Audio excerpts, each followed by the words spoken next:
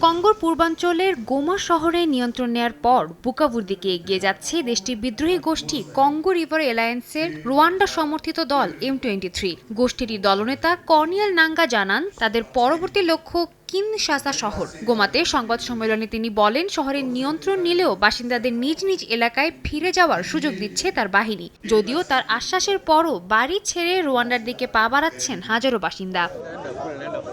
এদিকে রুদ শুরুতে সামরিক ঘাঁটিতে হামলা চালিয়ে কঙ্গোর প্রায় ২৪০০ সেনাকে আটক করে বিদ্রোহী গোষ্ঠীর সদস্যরা। তাদের দাবি, সেনাদের নতুন করে প্রশিক্ষণ দিয়ে বিদ্রোহীদের সশস্ত্র যোদ্ধাদের দলের নাম লেখানো হবে। এর মধ্যেই কঙ্গোর স্বরাষ্ট্র ও নিরাপত্তা মন্ত্রীর নেতৃত্বে সাবেক সেনা সদস্য, যোদ্ধা এবং তরুণরা সহ শত শত মানুষ ভিড় করে বুকাভুতে। তাদের লক্ষ্য রুয়ান্ডা সমর্থিত বিদ্রোহী গোষ্ঠী M23 বিরুদ্ধে পাল্টা হামলার পরিকল্পনা করা। এ সময় শত শত মানুষ দেশের জন্য লড়াই করার ইচ্ছা প্রকাশ করেন।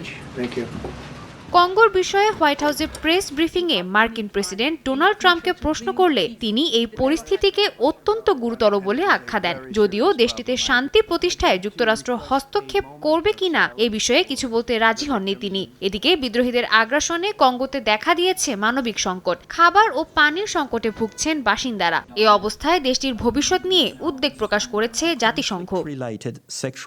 সাদিয়া তাসনিম, সময় সংবাদ। of armed conflict.